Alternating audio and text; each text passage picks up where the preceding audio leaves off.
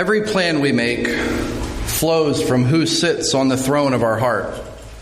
Is God ruling, or are we trying to take control? Before we begin to map out our future, we must ask, who sits on the throne of my plans? Because that's what we're going to talk about today, is who's on the throne of our plans, who's on the throne of our heart, who's in control. If we're in control and we're making the plans, then it's all about us. And we're not leaving room for who's really in control, God.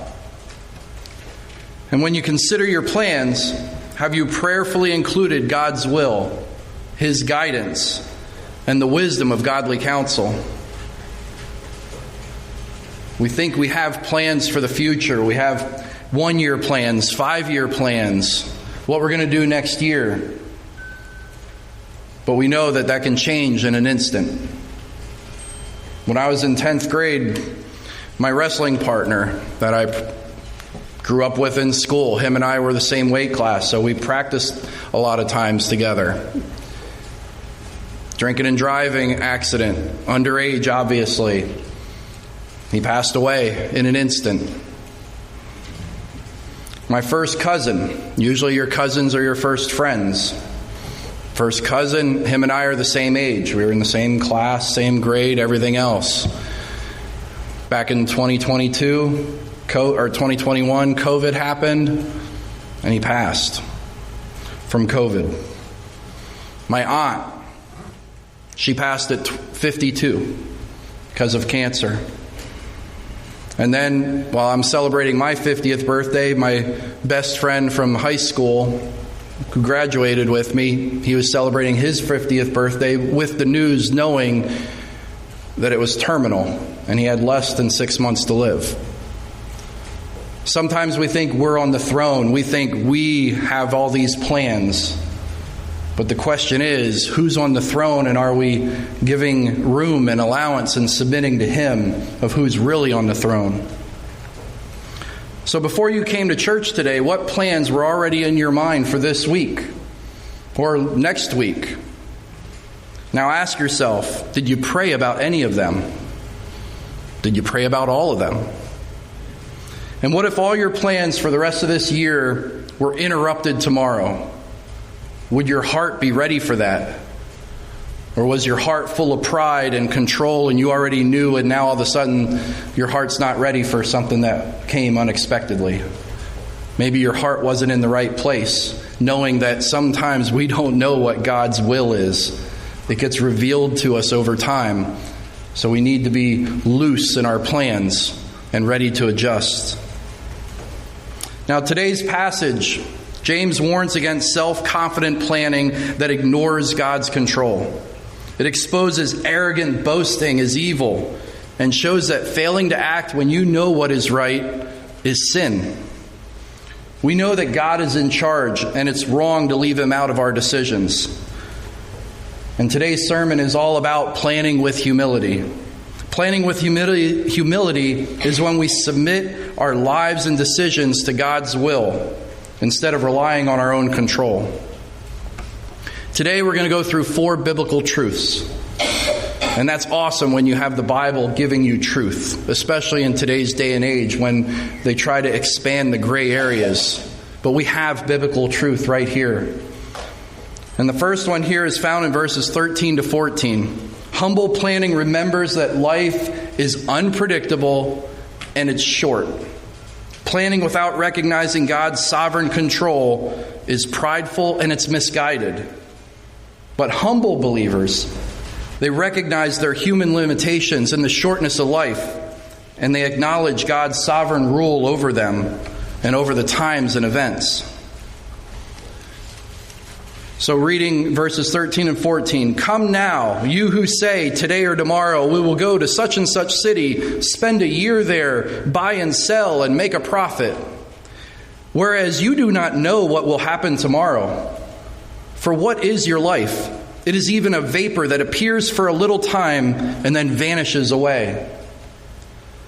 So right here at the beginning of the verse, and almost all of verse 13, he's talking about this, you who say, like these people And remember, James is writing this letter to scattered Christian believers all over the place. And he's writing to them because obviously there's something going on within those congregations. And he's reminding them, those of you that are confident about your planning, he's addressing these individuals that are confident in what's going to happen. And he's rebuking their presumption. Now, what's presumption? That's when we assume that we know something that we really don't know. We're making assumptions. We're presuming we know something here, but really we don't. And what does he have here? You do not know what will happen tomorrow.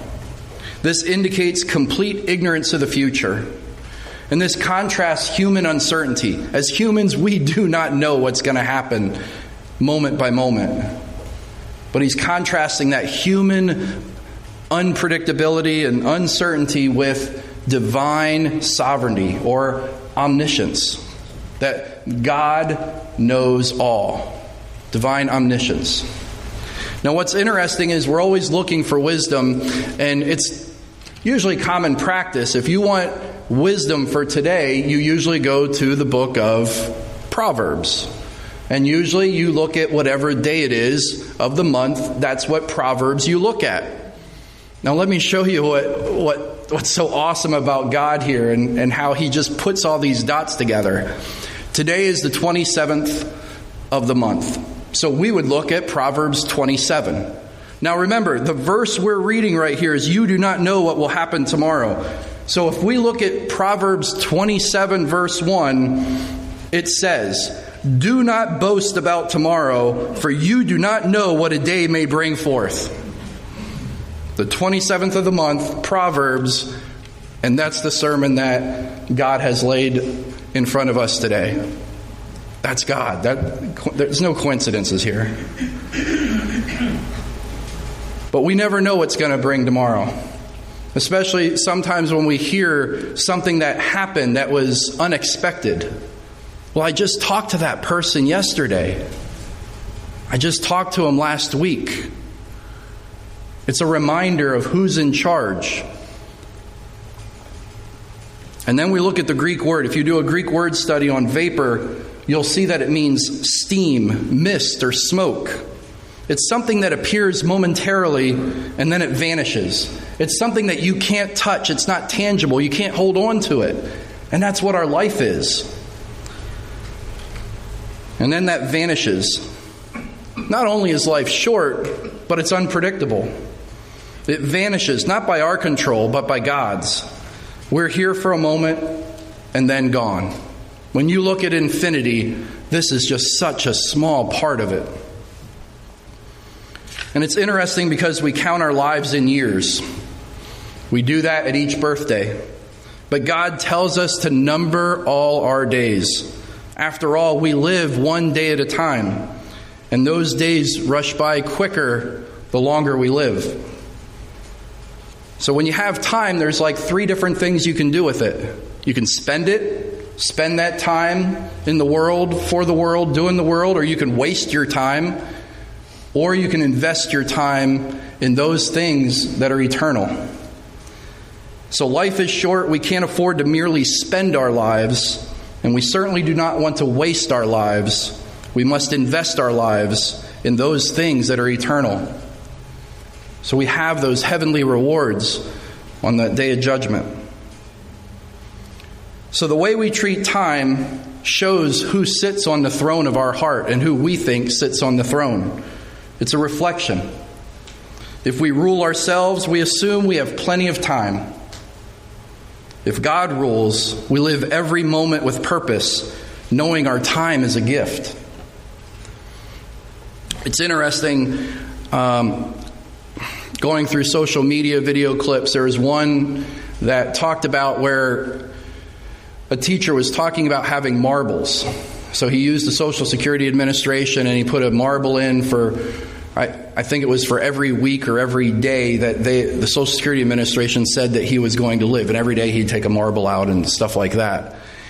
And I got to thinking when I was going through this, imagine a jar and having a marble in there for each week, and each week taking one out. And you physically see it, just like those vacation timers or those retirement timers on your phone where they're counting down and all of a sudden that time keeps counting down faster than you expected or that you're thinking.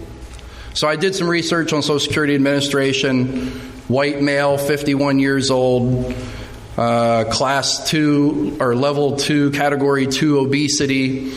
I'm supposed to live to 78, but with having high kidney function, level 2 obesity, between 70 and 75. So let's say 70.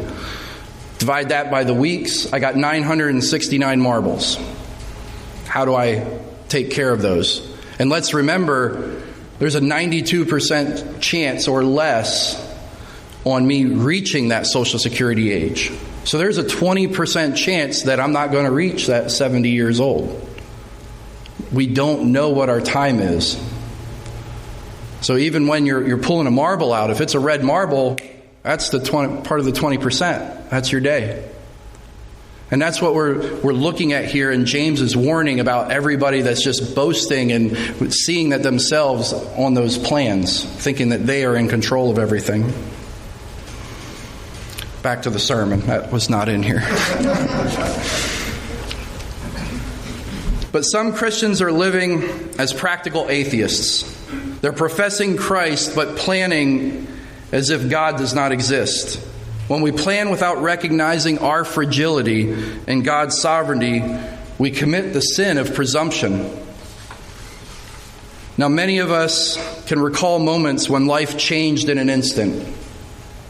Maybe it was a phone call, a diagnosis, those words that you're not used to hearing, or when you hear a word for the first time, you don't know it, and then you look it up. Metastasized, lymph nodes, stage 4.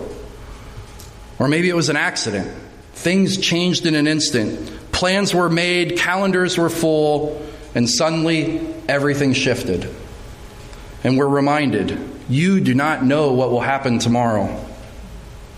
When I was a teenager during the summer, because my parents were divorced, we'd go to a babysitter's, and one of the babysitters, they were part of the first responders with EMS. And they had that first responders radio on all the time. And that's a humbling thing to hear when you hear that in the background. Accident here, car crash here, fire there, ambulance go here, EMS go there. I can only imagine living a life where you're firefighters and EMS, and that's your life, those constant reminders that anything can happen. So we know that life is uncertain and life is short. So live with an eternal perspective. Reject the illusion of control and embrace the shortness of life as motivation for spiritual urgency. Plan wisely, because we do need to plan, but hold those plans loosely. They say that, again, I'm going with the Social Security Administration. Their data says that the average American will have 12 jobs in their life. And 5 to 7 of those, I'm going to go in the middle, 6 of those on average are career changes. You don't know what God has in store for you. You're going into college thinking you're going to be an engineer. You come out of college thinking you're going to be an architect. It happens more than we like to admit. And then we get to the second biblical truth, verse 15. Humble planning submits every decision to the Lord's will. Rather than assuming control over the future, we're called to live by the truth that God alone governs our lives. And all that we do depends on Him. And humble believers, they align their desires and their decisions with His authority, acknowledging His lordship over all things and all plans. Verse 15, instead you ought to say, if the Lord wills, we shall live and do this or that. Now here, this is a posture of submission to divine sovereignty. God controls it all. Not just a statement in a believer's lips, it's the constant attitude of the heart. God is sovereign. He reigns over time, He reigns over future events, and He reigns over human plans. Saying Lord willing is not a magic phrase, but it is a daily posture that you should have. And you can even see the changes we made in the bulletin for the upcoming events and the birthdays and anniversaries, Lord willing, because nothing is guaranteed.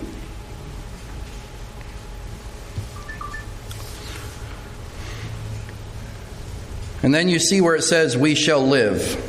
Even life itself is dependent upon God's will. So make sure that you cultivate humility by acknowledging that each breath is a gift from God, and it's not a guarantee. When you're doing your morning prayer, you should be thanking Him for waking you up this morning, because not everybody did wake up this morning. And then, Lord willing, we're going to do this or that. And every activity is subject to His permission and His purposes. And He intends for God, or God intends for all of us to acknowledge Him in all of our planning. Now, I'm not saying you have to say Lord willing all the time, but that Lord willing posture needs to be on your heart at all times. Lord willing, we're going to go to Ruby Tuesday after this. Lord willing, we're going to go home. Lord willing, tomorrow we're going to do this. Lord willing. It's the posture, it's the heart, is what we're really talking about here. So planning with humility becomes an act of worship when we step off the throne and submit to God's timing, His guidance, and His correction. His will is not just a truth to acknowledge, but it's a path to follow. The humble heart does not simply ask for direction, but it declares, Lord, you are in charge. What would you have me to do? A child does not chart the course of a road trip. The parent does. So too, we live under our Father's directions. And just as a child trusts their parent to drive the car, we must trust in the Father with all of our heart and not lean on our own understanding. He directs the path. How many of you had to submit your vacation schedule to your boss for vacation approvals?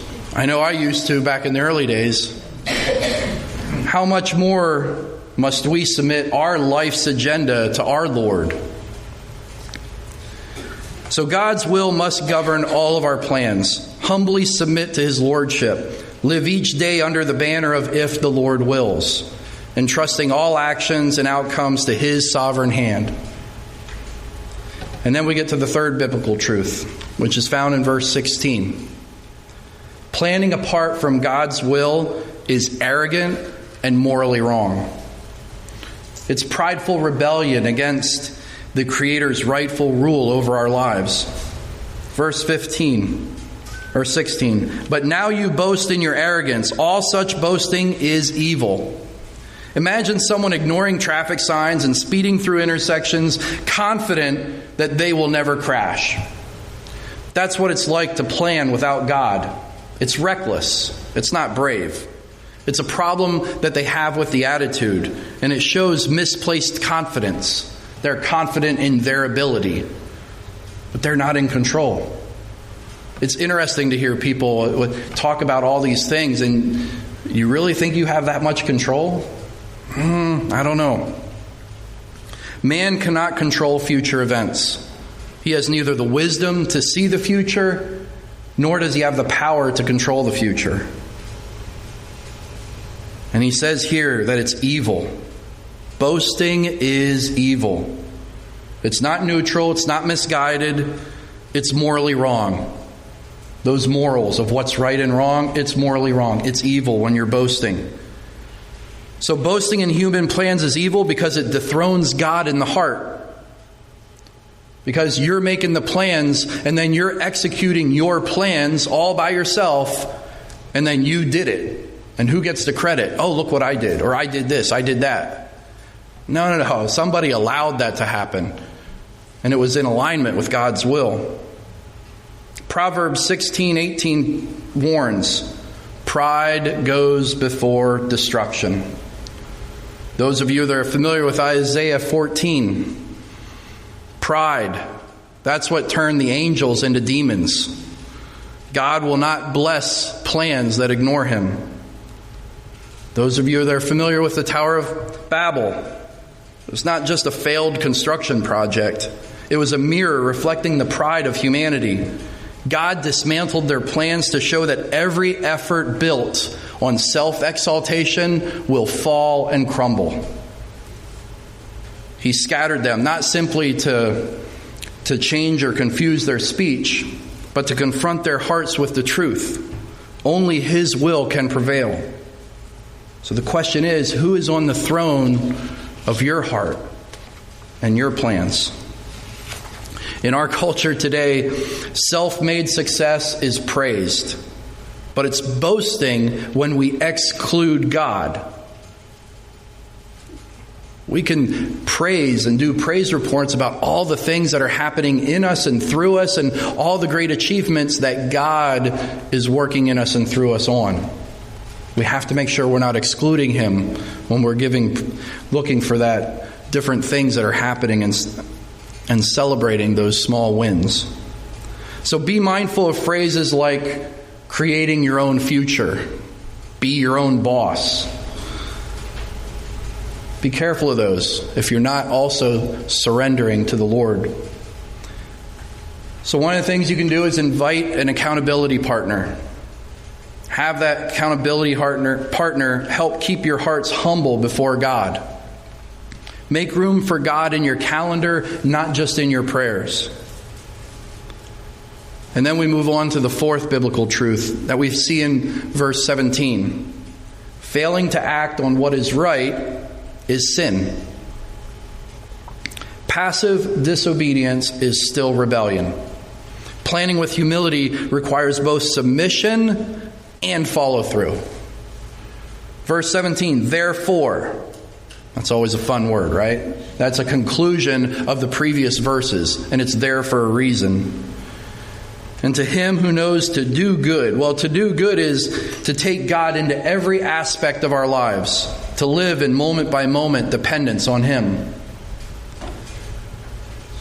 And what is it? It's sin. Now, sin is not only doing wrong, but it's also failing to do what is right. The will of God is not an option, it's an obligation. Luke 12:47 teaches that servants who know their master's will and do not act are judged more strictly. The words of Jesus, and that servant who knew his master's will and did not prepare himself or do according to his will shall be beaten with many stripes. This shifts sin from external transgression to internal negligence. That's what's happening here. You know what you're supposed to do, but you're not doing it.